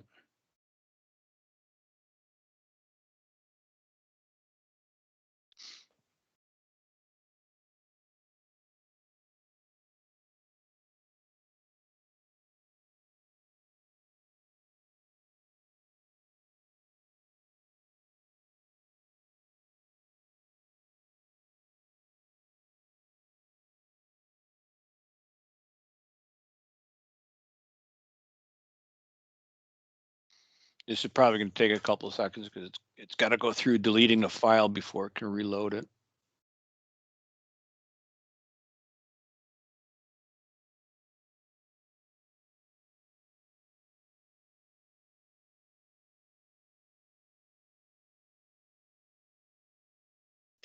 Another thing, if you guys notice on the very top, it says EZCommand version 1.15. I have ran into where people have 1.03 and they were having problem connecting to the LCR600 or LCR2. So make sure if you have a computer with the previous revision on it, make sure upgrade it to 1.15. So that is the latest one.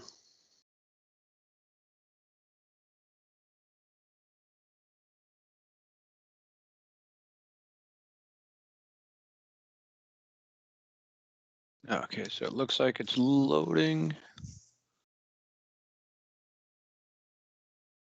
And if I go back to this, you can see right here that it actually did erase the old ticket. So it erased it. Now it's gonna write back over it again. Since this is writing, you can see we still got a little bit of progress here to go. I want to show you just a little trick on Chrome as far as our FTP site. So sometimes people may have issues getting to this FTP site on Chrome. And one of the things that may be is your FTP URL may not be enabled on it. So if you're using Chrome and you can't get to it, and you type in Chrome and a colon, 2 forward slashes, and then flags. Okay, what that'll do is that'll get you into, Chrome. You got to do this in the address bar, not in the search bar.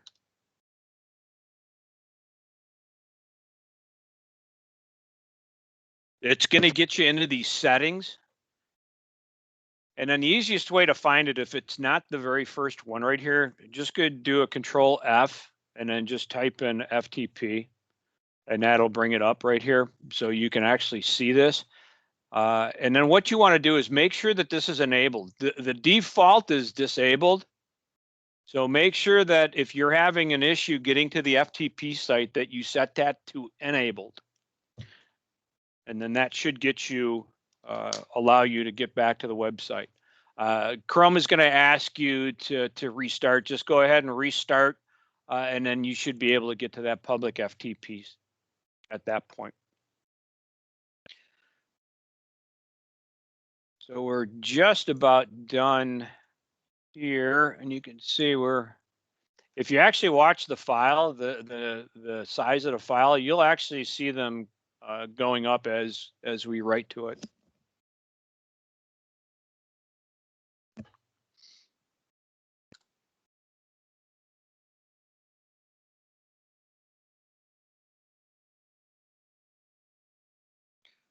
We're just about done. Let's see.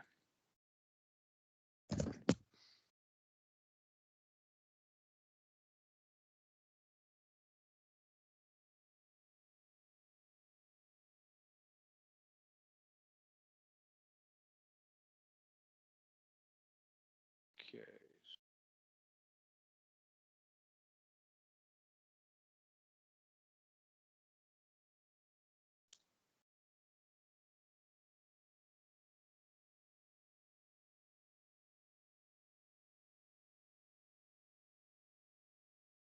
just in case anybody's out there that's interested, this is kind of what the XML file looks like for that configuration. So if you're familiar with these, you can actually go in there and you can actually edit some of this information here.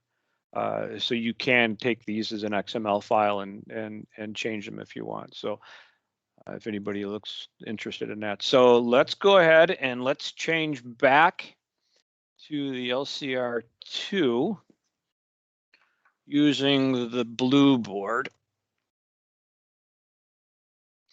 Let's see, how's that look? Okay, so we can come out of the 600. So now we've got a blue board in there.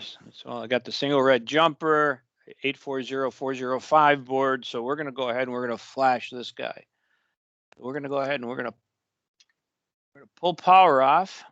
It's going to flash on the terminal side of this board. Go ahead and plug this guy in, and then we will power up our board. Again, it does have to be in 6 o'clock position. We need to be in calibration. Now, for the jumpers, because of the fact that I'm using EZCommand, I'm going to go ahead and leave the jumper on the B position because of the fact that that's for 485. So I'm going to go ahead and use the jumper in that position so that way I can go ahead and go right in the EZCommand for this. So now for this one, we're going to go ahead and we're going to go on the LCR++ tab. Before we do this, let's go in and let's just connect to it. And let's see if there is any information. Let's see. Yeah, it looks like we've got some stuff in here. Let's use our calibration meter ID. So let's go ahead and let's do this. Let's save this configuration again. So we're going to go ahead and save.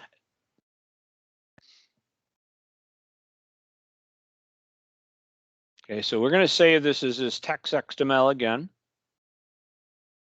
Okay, so now that we've got that done, now we're going to go ahead and go back to our Flash software tab, LCR++, and then we're going to be using these 3 files, firmware, language, and ticket. Okay, so when you click on this, then you can go ahead and you can browse to your software.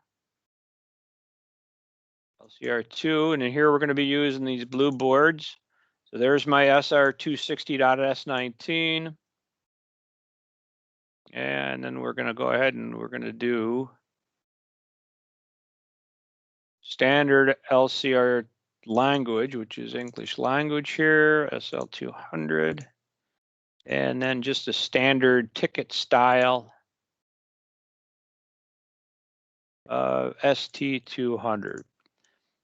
Okay, so we've got all 3 of those. We want to go ahead and connect. We're going to connect again on COM4. Connection established. Again, if you don't get this connection established right away, just go ahead and cycle power on the board a couple of times. Pull power off, wait 5 seconds, go ahead and plug it back in. Most of the time, that'll go ahead and allow you to connect, and then you can go ahead and program. So we can go ahead and we can program. No real change on the LCR2. It's just still has its display up. And we'll let that go.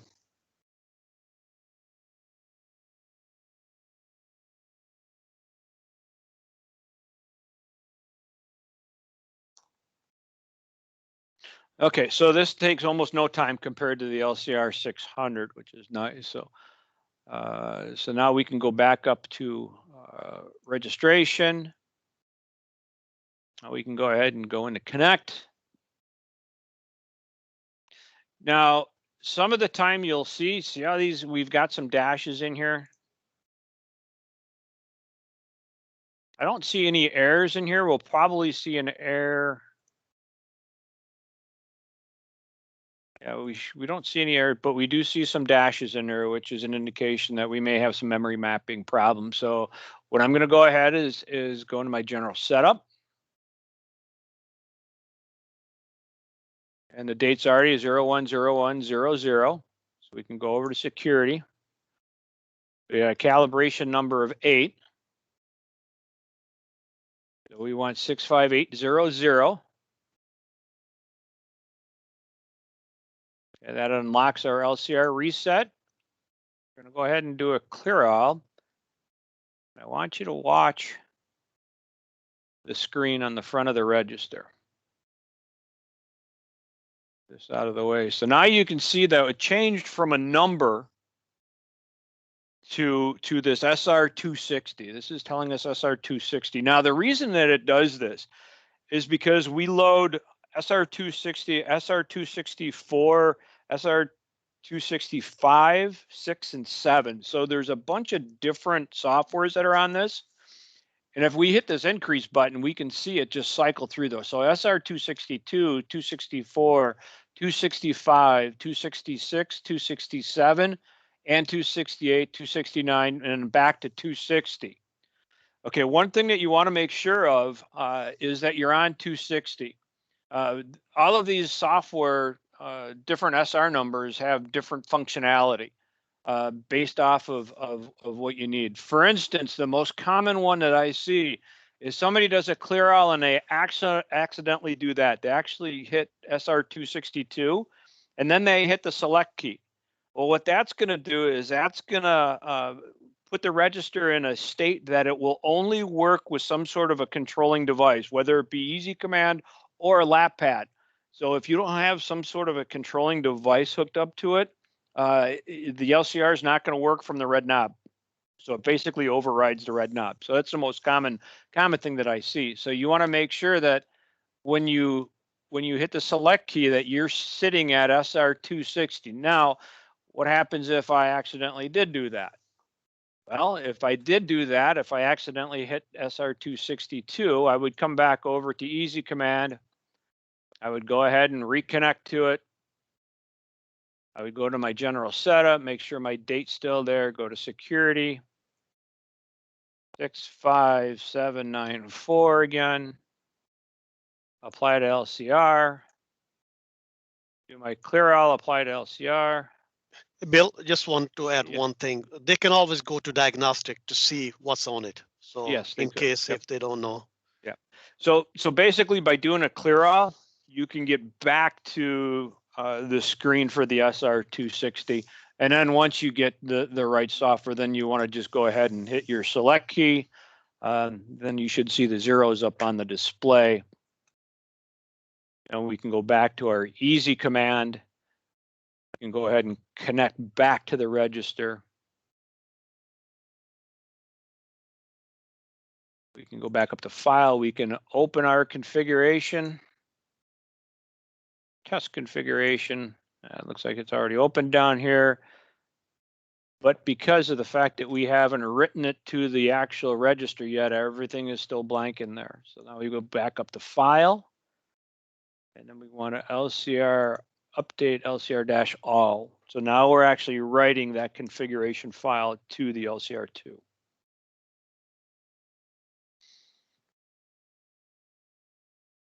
So this is where I was saying that the LCR2 also does need the door, because you do need the select and increase button, and you also do need the red knob attached. So if you're working off of a bench fixture or something like that, and you've got the membrane switch, the select and increase button, you can't have that loose. And if you just have a switch hooked up to your board, that's what you need. You don't need to have the display at that point. You do need to display, though, to make sure that you're showing the SR260. So, you know, for the most part, a door is the best thing to have with part of a test fixture if you're doing it from your bench, or if you've got just an old LCR housing and all that stuff that you can put doors in. That's always the best. I think that is basically all I've got. We've got about 10 minutes left for some questions and answers and stuff like that. So I would say at this point, I would open it up to any questions that anybody may have. Great. Yeah, and let's do that. But before people start to jump off, I just want to say again, thanks to everybody for joining us today here. This was kind of a last minute, class invite to this particular session. Obviously, this is very heavy technical electronics. Again, the intention of this virtual university is over time, we want to be able to have different classes for different groups and different people. You know, over the coming weeks, we'll be announcing other classes. Keep your eyes out for those as we go. Next, I'm sorry, it's every other Wednesday. So every second Wednesday is when we'll be having the classes from 9 to 11. So on April 28th will be the next class, and that's going to shift gears a little bit, and we're going to be talking about the PD meter principle, and then basic repair and disassembly of the meter. So we're going to cover that in the next 2-hour session, all focused around the actual PD meter itself. So keep that in mind. So those of you that are going to jump off, that don't have questions or don't want to stick around, please tune in for the next class that's going to be coming up here in 2 weeks. But otherwise, at this point, we're going to open it up to any questions anybody has. If you don't feel comfortable asking a question in this environment, we know it's a large group. Feel free to email us, call us. We're always here and available to you. So with that, I'm going to open it up. Hello. Yes, hello. Hello. Is it possible that one or two file on the LCR600 missing by itself? Because I found some problem on my customer that the LCR600 one or two file on the LCR600 missing without my customer do anything to that. Is it possible? So you're saying you're missing a couple of files on your LCR600? Yes, by Okay. itself. That Yeah, my customer told me. I have seen that before, where you basically, let me see if I can get a screen up here and show my 600 here. The screen kind of looks.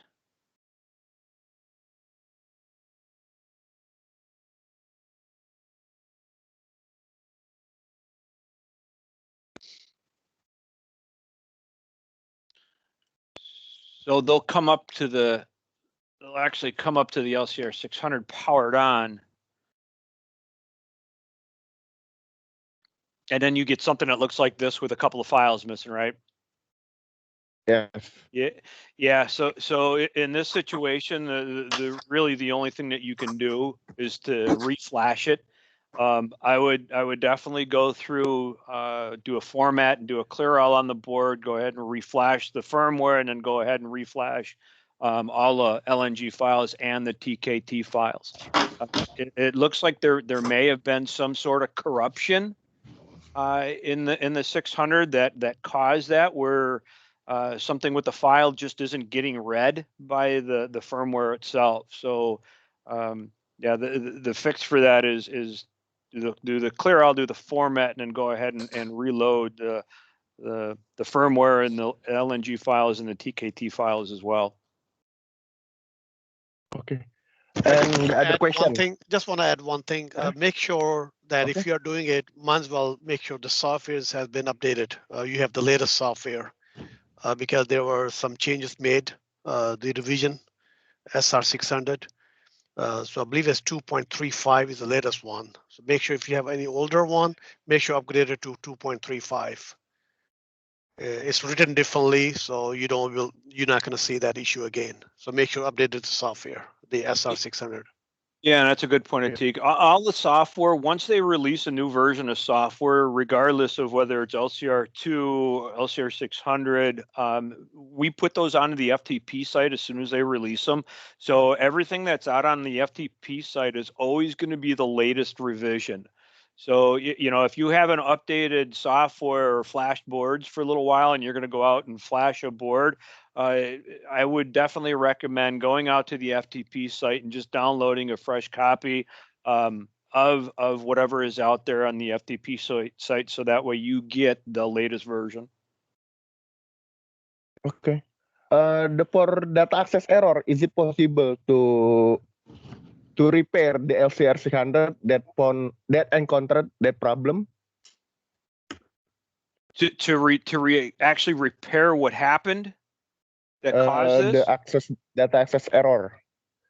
Oh, a data access error. on the on the LCR600. Okay, a data access error, whether it be on an LCR2 or be on an LCR600, is really some form of corruption in the board. Now, the bad thing about a data access error is sometimes it's not fixable by a clear all. Okay, so if you get a data access error, the way that I would approach it would be to do a standard clear all on the register and reprogram it, and then see how the board responds once you start operating it again. If it comes back, or if you've already done a clear all and your data access comes back, that's a little bit more of an indication that there's some actual physical damage to the memory chip itself. And in those situations, the only option would be to replace the board itself. And also, just want to add, again, with the LCR600 particularly, if you see the data access error, one thing is right away, try to verify your software, because the changes, I had board actually in my hand with data access error with LCR600, and I upgraded to the latest file, which is 2.35. Added the format the drive clear all, and we did the testing, the problem was gone. So make sure it's important to have the latest software.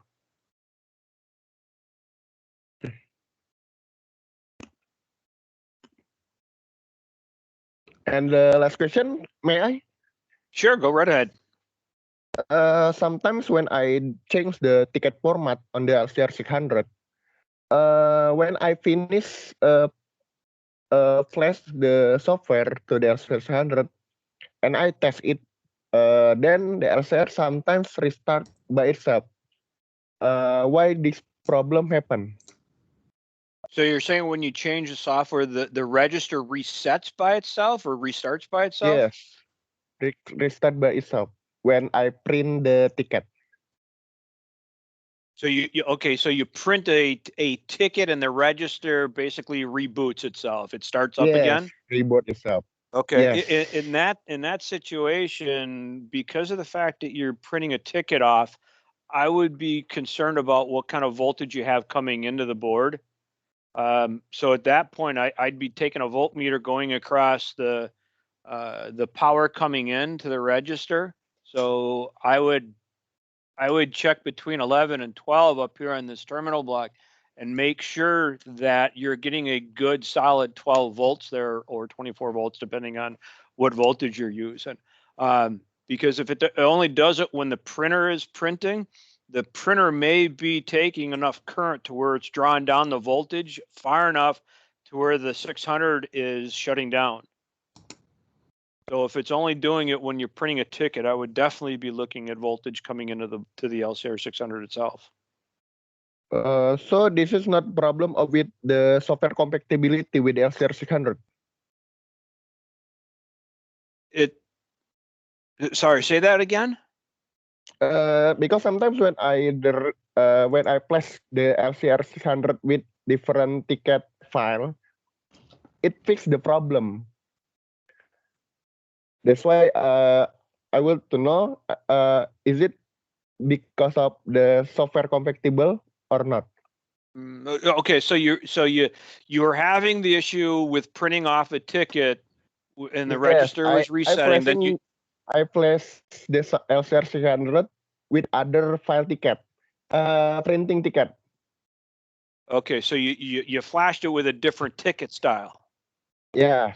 And that problem went away. I test it, yes, after I reboot the LCR600 again, it fixed the problem. So is it possible LCR600 encountered the problem with software compatibility? Do you know what files you did change? Do you know what was your beginning ticket style and what the ending sorry, style was? I forgot already. Okay. Because do you only a long time ago.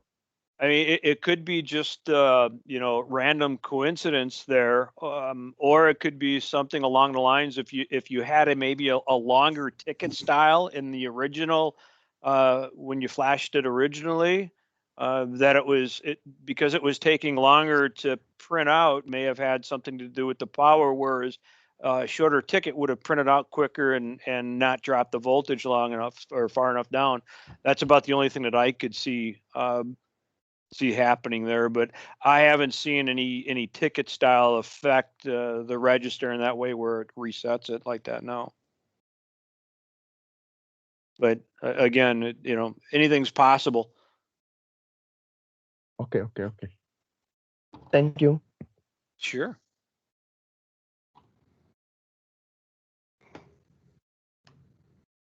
Do we have any other questions out there?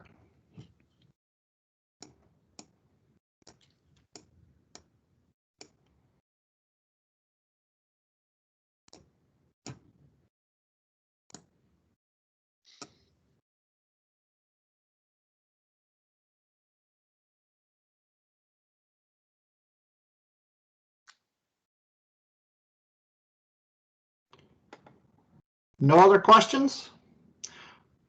Again, we'll remain here for a little bit. If you have questions, as people jump off, if you feel more comfortable asking a question with less people, that's fine. Or again, feel free to contact us, email us at Liquid Controls and the technical service team. We'd be happy to address any questions or concerns you have. If not, we hope you all have a good day, good evening, good morning, wherever it is that you are in the world. And please enjoy your day or evening. And we'll talk to you again soon. Hopefully you'll all be able to join us for the next class in 2 weeks on PD meter principle. And again, that'll be April 28th. So again, thank you. If you don't have any questions, we'll hopefully see you in a couple weeks. If not, we'll be here for a little bit if you want to ask us some questions. Yeah, and just so everybody that's still here, here's mine and Atik's email addresses. So feel free to write those down. And if you've got any questions, feel free to shoot us an email with whatever questions you may have regarding either this training or any questions in general. If it's something that we didn't cover, feel free to email us whatever your question may be.